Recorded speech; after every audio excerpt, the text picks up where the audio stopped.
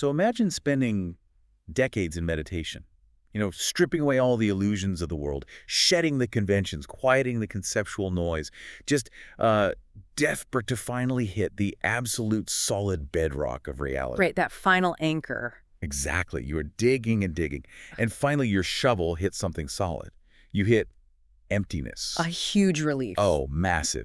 Stand there, wipe the sweat off your brow, and you just say, there it is, the ultimate truth. I made it. Yeah.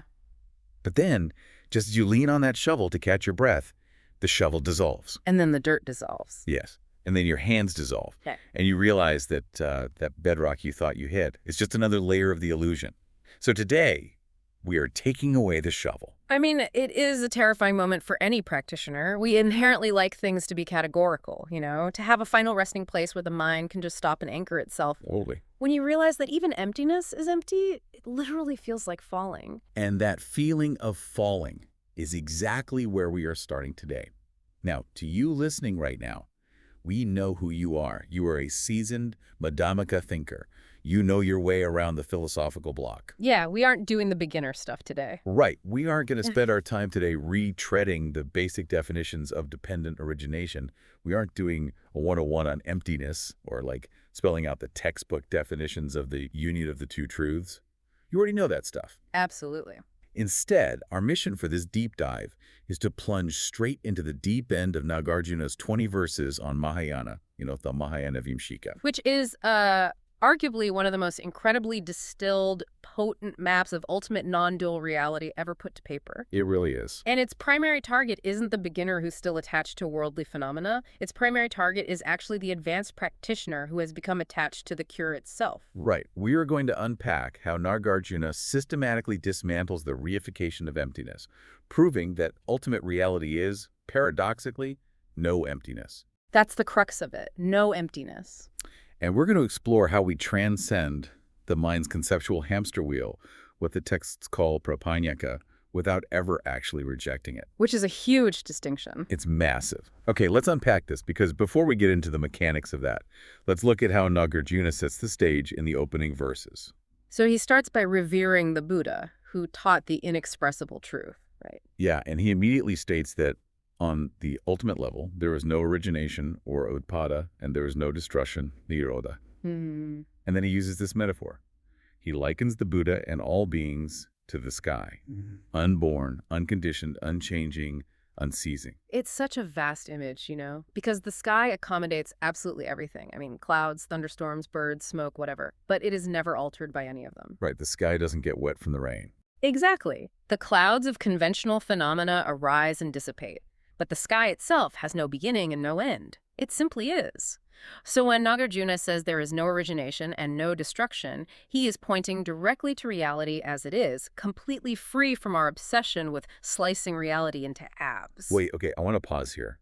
Because as experts, when we hear words like unchanging or unceasing, our internal alarm bells for eternalism start ringing violently. Oh, sure. Yeah. Right, because if beings and the Buddha are like the sky, how are we not just talking about a giant, eternal, cosmic self here? It sounds a lot like it on the surface. Yeah, I mean, how is this different from, like, an Advaita Vedanta concept of Brahman? And that is the exact trap, and it's brilliant, because Nāgārjuna anticipates it immediately in verses 3 and 4. Oh, he knew it was coming. Oh, absolutely. He shifts from the sky to compound things, sasta. Yeah. He says a compound thing originates from its conditions, and therefore it is empty by its nature. He calls them reflections, patibimba.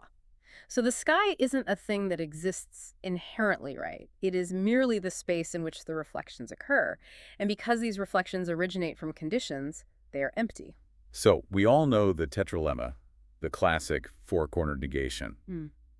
But applying neither identical nor different to this sky and its reflections is where I think most practitioners' brains short circuit. Oh, yeah, it's really hard to hold in your mind. So let's look at exactly how Nāgārjuna threads that needle.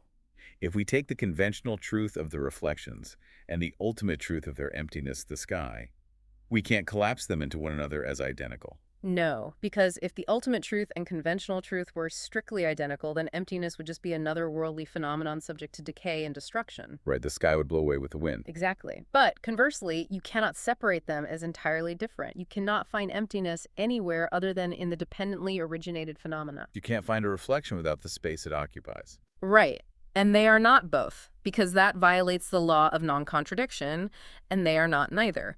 So they exist in this state of absolute, indivisible non-duality. But let's bring this into the room for you listening. Let's apply this. It's like looking at a reflection in a mirror. We usually value the physical object, like the person casting the reflection, far more than the reflection itself. Yeah, we privilege the physical thing. We think, well, the reflection is just a trick of the light. The mirror is the real thing. Mm-hmm. But Nāgārjuna is asking us to realize the reflection and the mirror are functionally inseparable. Mm-hmm. You can't have a working mirror without a reflection, and you can't have a reflection without the mirror. I mean, the mirror analogy works to a point, but I'd say it's actually a bit dangerous here, especially for advanced practitioners who are prone to subtle reification. Wait, why is it dangerous? Well, because a mirror is a separate physical object from the person reflecting in it, right? You can walk away from a mirror. Yeah. You can, put a tarp over it. Right. What Nāgārjuna is saying is that there is no mirror separate from the reflection. If you look for the mirror, if you search for emptiness as a standalone substrate, you only find more reflections. Oh, wow. Okay, that is a crucial distinction. Because if one truth isn't superior to the other, if there's no standalone mirror to retreat to, then we have to confront our subconscious habit of treating the ultimate truth as the real one and the conventional truth as a lesser illusion. Which is such a pervasive habit. It is so seductive to think, the conventional world of paying taxes and getting sick is the dirty illusion, but emptiness is the pristine ultimate reality. Which is just another form of dualism. Honestly, it's the most sophisticated trap in Buddhist philosophy. Yeah. You realize the conventional world is empty, so you grab onto emptiness as your new life raft. But emptiness itself is dependently co-arisen. It only exists in relation to the phenomena it empties. Exactly. It is merely a tool. This is why we must understand that ultimate reality is no emptiness. I want to linger on that phrase. Ultimate reality is no emptiness. Because if you reify emptiness, you've turned it into a thing. You've turned it into that bedrock we talked about at the very beginning with the shovel. Precisely. You've created a new duality. You've put samsara over here and pristine emptiness over there. Yeah. But Nāgārjuna is saying in verse 4 that all things, by nature, are pure and naturally quiescent, devoid of any duality, equal, and remain always in the same way. And why is that? Because the appearances, the reflections, and the emptiness are indivisible. The conventional truth is the ultimate truth, just viewed through the lens of dependent origination. So if everything remains naturally quiescent precisely because appearances and emptiness are indivisible, then a traffic jam on a Tuesday morning is as primordially pure as deep meditative absorption. Conceptually, yes. But hold on. If the traffic jam is as pure as the unconditioned sky, why is my blood pressure spiking? Why does it hurt? That's the million-dollar question. Right. If the architecture of reality is flawless and non-dual, the pain must be coming from the projector, not the screen. So how does Nāgārjuna explain our psychological brokenness? This is exactly where he pivots in verses 5 through 10. He moves from the ontological architecture of reality to the psychological quagmire of worldlings, what he calls patjana. Okay, lay it out for us. He points out that unawakened beings attribute an Atman, an enduring intrinsic self, to what is fundamentally selfless. And because they project the solidity onto things, they imagine fixed binaries. Like what? They imagine happiness and misery, passions, liberation, heaven and hell. Wait, saying hell or misery is empty is easy to do on a meditation cushion when the room is quiet? Oh, absolutely. But if someone is in the depths of clinical depression or experiencing intense physical trauma, a conventional hell, how does Nāgārjuna prove that this pain isn't an intrinsically real entity? Yeah, that's tough. What is the logical mechanism that renders that intense, all-consuming pain empty? Because to the person feeling it, it is the most solid thing in the universe. And that is the essential question here. Nāgārjuna is not denying the subjective experience of the pain. The burning sensation is felt. Right. But he states that these experiences do not come within the purview of ultimate truth because they are entirely generated by false conceptualizations of vikalpa. Okay, but how does he prove that logically? The mechanism of emptiness here lies in causality. If clinical depression or physical agony were intrinsically real, meaning they existed from their own side, independently, as permanent entities, then they could never change. Right, because they wouldn't rely on causes. Exactly. You could never be cured of depression. The pain of a burn would never subside because an intrinsic entity cannot be altered by causes and conditions. Because it would just be that way permanently. Yes. The very fact that psychological or physical pain arises from conditions like a chemical imbalance, a tragic life event, a physical injury, proves that it lacks intrinsic independent reality. So it's the false conceptualization that creates the suffering. Yes. Beings are consumed by the fire of passions and pain entirely due to their conceptual overlay, the vikalpo, which insists that this pain defines their permanent self. The conceptual overlay takes a dependently arisen sensation and turns it into an identity. Here's where it gets really interesting, because Nāgārjuna doesn't just leave this as dry causal logic. He uses these incredibly vivid, almost visceral psychological metaphors to drive the mechanism home. They're some of the best metaphors in the text. Yeah, so in verse 8, he talks about a painter who draws a terrifying demon, a yakwire, and then is literally frightened by his own creation. And in verse 9, he describes a fool who walks himself into a quagmire, a quicksand of false notions, and drowns in it. These metaphors are brilliant because they place the locus of suffering entirely on this subjective projection without denying the physiological reality of the fear itself. Let's really stretch this yaka metaphor, because I think it maps perfectly onto modern visceral experiences. Let's say you're listening to this, and you get an email from your boss on a Friday afternoon that just says, "We need to talk on Monday." Oh, the worst email. The absolute worst. So you are the painter. The blank canvas is the primordial purity we just talked about. You take the ink of dependent origination, your memories of past jobs, your financial insecurities, your fear of failure, and you start painting. You're painting furiously. Right. You paint a horrifying demon where you are fired, you lose your house, your professional reputation is ruined. The painting is so convincing, so detailed, that by Saturday morning, you have completely forgotten you are the one holding the brush. And your physiological response is identical to being chased by a real predator in the wild. Exactly. You back away into the corner of your house, shivering, sweating, your cortisol is spiking, you can't sleep. You are absolutely terrified that this demon is going to eat you. The fear is real. The sweat on your forehead is biologically real. But the demon is your own ink. And this is exactly what verse 10 points out. It says, the feeling of misery is experienced by imagining a thing where in fact it has no existence. Wow. The misery of your ruined career is experienced, but the ruined career itself does not exist. You are torturing yourself with the poison of your own false notions regarding the object. So you've taken an empty event and reified it. Yes, you've taken a neutral, empty event, an email with 6 words, and through vikalpa, through conceptual proliferation, you have reified it into a yaka. Okay, so what is the solution here?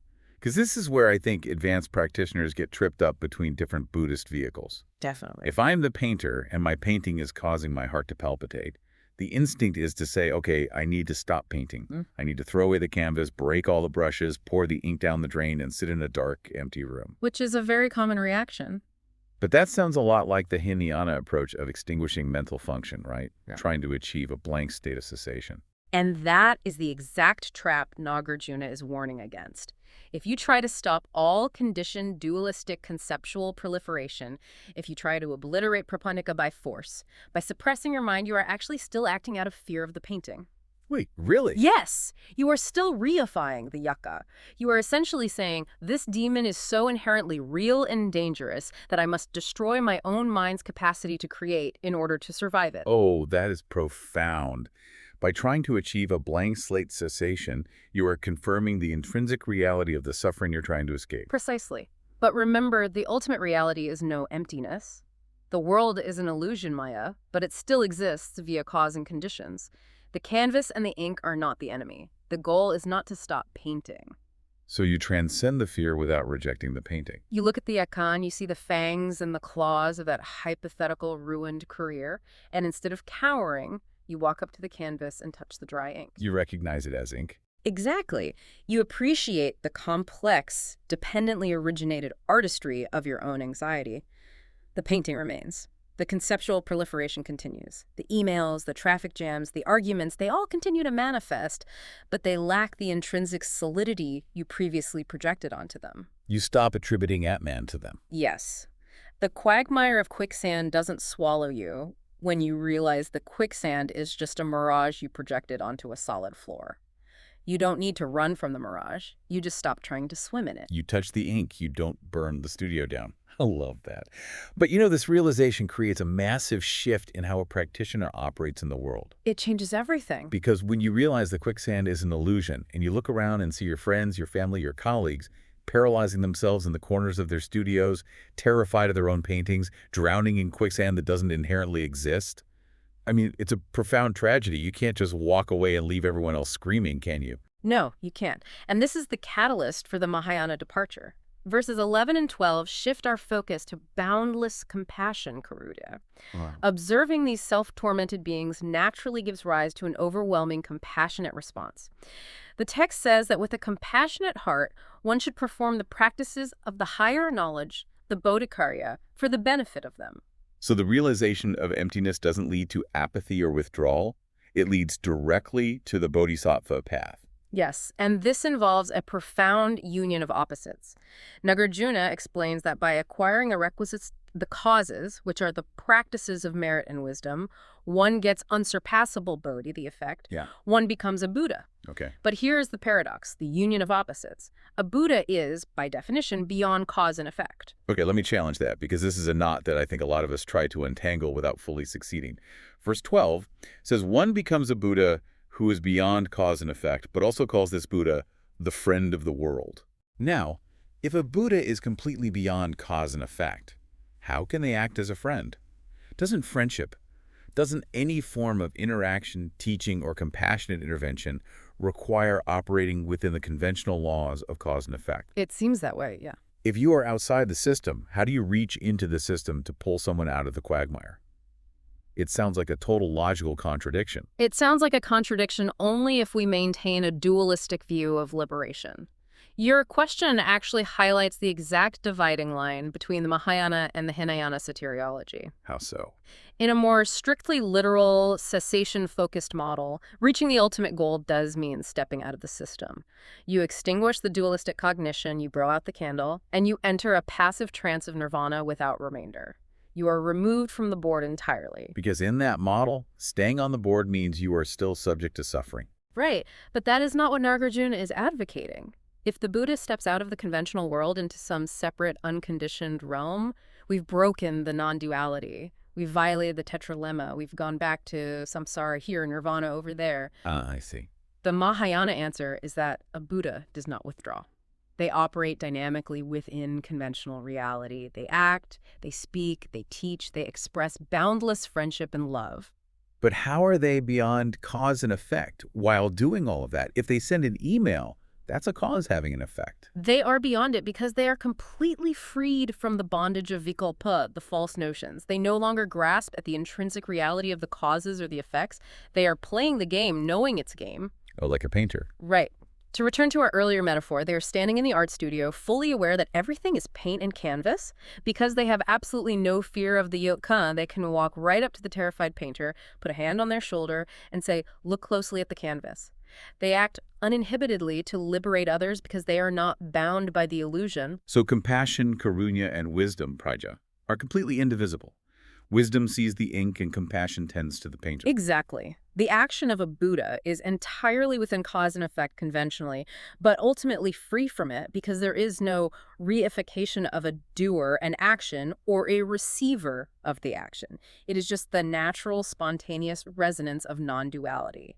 But for an advanced practitioner to truly act in the world like this, to be a friend of the world without being bound by it, they have to deconstruct the final, most stubborn dualism of all. And what's that? They have to deconstruct the boundary between the sickness and the cure, which brings us to the most radical part of the 20 verses, verses 13 through 16, collapsing samsara and nirvana. This is where Nāgārjuna takes the gloves off. He writes that he who knows dependent origination knows emptiness and sees the world as devoid of beginning, middle, or end. And then, verse 14 drops the hammer.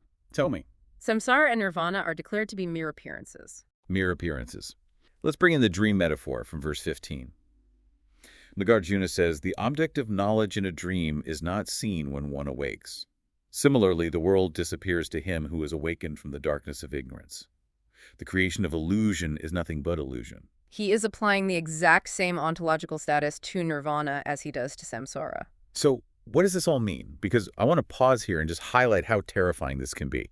For you, the listener, who has spent years meditating, studying, maybe even going on long retreats, it is one thing to say the daily commute is empty. Sure. It's one thing to say my frustration with my boss is an illusion, a yakai I painted. We can accept that. But it is another thing entirely to say nirvana, the goal of my entire spiritual life, the cessation of suffering, the enlightened state I have sacrificed so much for, is just an appearance. It shakes the foundation. It feels like Nāgārjuna is taking a sledgehammer to the very altar of Buddhism. It feels almost nihilistic if you don't grasp the non-duality. It feels that way because we desperately want to turn nirvana into a safe haven, like a metaphysical panic room. But if you reify nirvana as an ultimate destination distinct from samsara, you have fallen right back into the most subtle form of dualism. You're back to step one. Exactly. You have created an in here and an out there. You have painted a really beautiful, peaceful, golden yaka, but it's still a painting. A golden yaka. That is brilliant. We think we are free because we painted a nice picture of enlightenment, but we are still mesmerized by the canvas. We are still attributing Atman to a concept. Yes. The truth, as verse 14 says, is stainless, changeless, and quiescent from the beginning. Everything is primordially pure and complete. You don't go to nirvana. Nirvana is the realization of the true nature of samsara. Right. Origination itself is a false conception, as verse 16 states. Origination is a false conception of the people. Such conceptions and conceived beings, these two are not reasonable. This brings us back to our core thesis. The ultimate reality is truly no emptiness. Because emptiness is just the medicine. Emptiness is just the medicine used to cure the disease of reification. When you have the disease of thinking things are inherently real, you take the medicine of emptiness. Emptiness dissolves the tumor of intrinsic existence. But you can't keep taking it forever. Exactly. If you keep taking the medicine after the disease is gone, the medicine becomes a poison. This is the Zen sickness you sometimes hear about, where practitioners become detached, aloof, and obsessed with the void.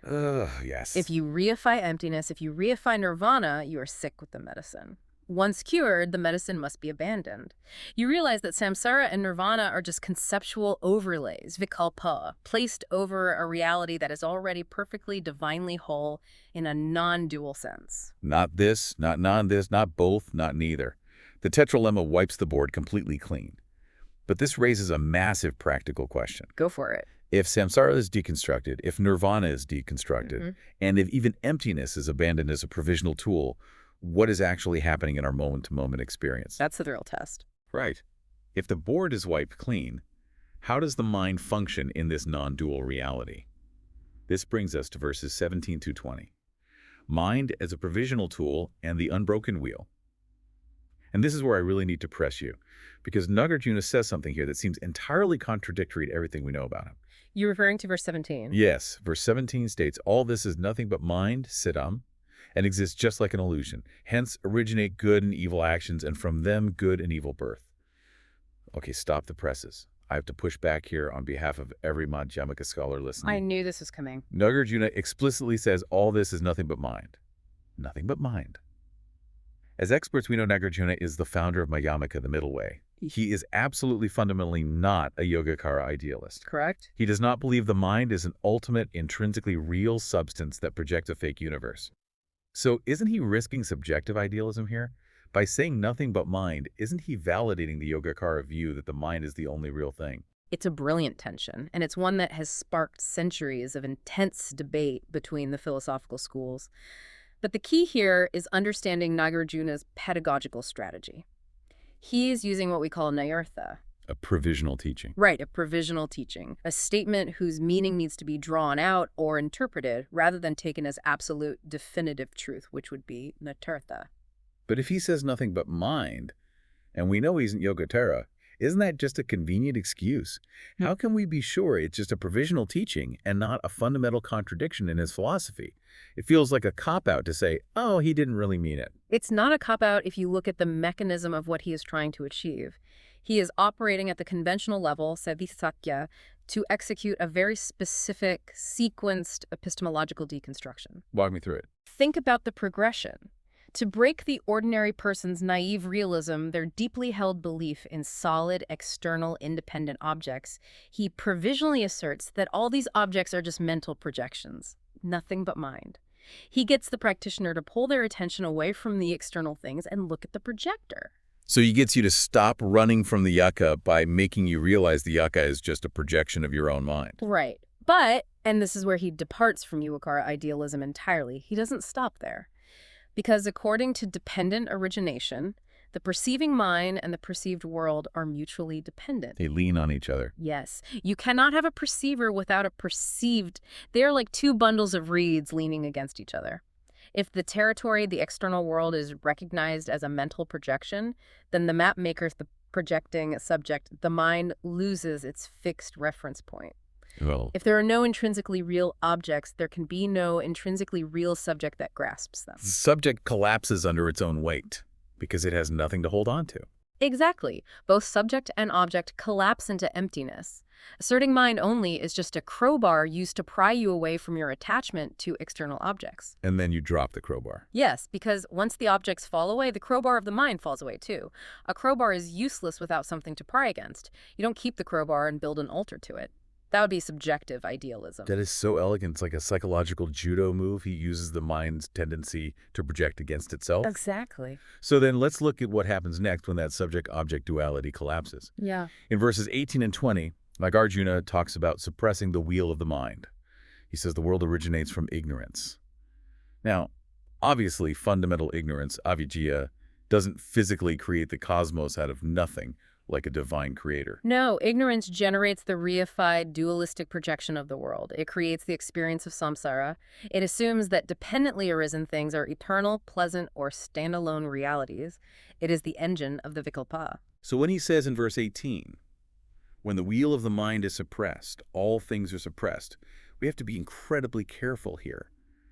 Because again, the Hinayana misunderstanding would read, suppressing the wheel of the mind as stopping all conditioned dualistic conceptual proliferation. Literally stopping thoughts. Right. Shutting down cognition, turning the mind into a blank wall. And if we've learned anything from this deep dive, it's that turning the mind into a blank wall is just another dualistic trap. Suppressing the wheel of the mind does not mean stopping cognition. It means the conceptual wheel stops grasping at its own fabricated maps. The wheel keeps spinning, but it stops trying to grind the flower of intrinsic existence. That's a perfect way to put it. Cognition remains fully operational. A Buddha still knows where to walk, how to speak, what the time of day is, and how to teach. The appearances don't stop. No, appearances continue their unceasing, luminous display. The conventional truth, savattasatya, doesn't vanish into a black hole. You transcend the dualistic concepts without rejecting them. You can use the map of daily life without believing the map is the physical territory. You transcend the dualistic concepts without rejecting them. That is the essence of it. And this is why, in verse 20, Nāgārjuna explicitly calls out the great vehicle, the Mahāyāna. He says, who can reach the other side of the great ocean of samsara, which is full of water of false notions, without getting into the great vehicle? It requires a vehicle. It requires the Mahāyāna to cross this ocean, because only this vehicle embraces what I like to think of as the dynamic dance of liberation over mere extinction. Only the Mahāyāna allows you to swim in the ocean of appearances without drowning in the water of false notions. It is the difference between draining the entire ocean to avoid drowning and learning how to sail. I love that. The Mahāyāna is the ship that allows you to ride the waves of dependent origination. You recognize that the water is completely empty of intrinsic nature, but you still trim the sails, you still steer the rudder, and you do it with boundless compassion for all the other beings who are thrashing around, thinking the water is going to swallow their eternal souls. Let's bring all of this together, because we have covered a massive amount of philosophical ground today. And for you, the listener, keeping all these plates spinning at once is the real practice. It's a lot to hold. We started by looking at the unconditioned sky. We saw how the ultimate reality has no origination and no destruction, but we immediately protected that from eternalism by recognizing that all conventional phenomena are reflections empty because they are dependently co-arisen. And we applied the tetralemma to ensure we didn't reify the ultimate truth as a superior mirror distinct from the reflections. They were not different, not identical, not both, and not neither. Right. Then we walked into the art studio. We saw the tragedy of the worldlings who paint terrifying yakuzas and then cower in fear, their heart rates spiking, drowning in a quagmire of their own false notions. Right, the anxiety. We interrogated the mechanism of that pain and realized that suffering isn't caused by the world itself, but by our attribution of intrinsic selfhood to it. Which naturally birthed compassion. Seeing this unnecessary suffering compels the practitioner to act, not to escape. We saw how a Buddha operates perfectly within cause and effect conventionally, while remaining completely unbound by it ultimately, acting as a true friend to the world because wisdom sees the ink, while compassion tends the painter. Then we took a sledgehammer to the ultimate dualism, realizing that samsara and nirvana are both mere appearances. If you think nirvana is a place you go to escape samsara, you're just painting a golden yaka. A very shiny painting, but still a painting. Exactly. The ultimate reality is no emptiness. Emptiness is just the medicine, and you can't get addicted to the medicine. And finally, we saw how the mind itself is used as a provisional tool, a crowbar, to pry us off external objects before it, too, collapses into the non-dual reality where cognition doesn't stop, it just stops grasping. The wheel spins, but the grasping ceases. The two truths are lived seamlessly, simultaneously. It is a breathtaking architecture of thought. It dismantles everything, not to leave you with nothing, but to leave you with everything exactly as it is, freed from the suffocation of your own concepts. It really is. So as we wrap up this deep dive into the Mahāyānavimśikā, we want to leave you, our fellow Madhyamaka traveler, with a final thread to pull, something to chew on as you go about the rest of your day, interacting with this unceasing, luminous display of appearances. Consider this. If ultimate reality is no emptiness, and conventional appearances continue their unceasing display without needing to be stopped and destroyed, well, consider the very next thought that enters your mind after this deep dive ends. Whatever it is. It might be about a meeting you have or an email you need to send. If you don't need to reject that thought, and you don't need to empty it out because it is already primordially pure and perfectly complete in its dependently arisen nature, who is the you that is noticing it? Oh, that's a beautiful place to leave it. Thank you so much for diving deep into Nāgārjuna with us today. Keep navigating the ocean, keep touching the ink, and we will catch you on the next deep dive.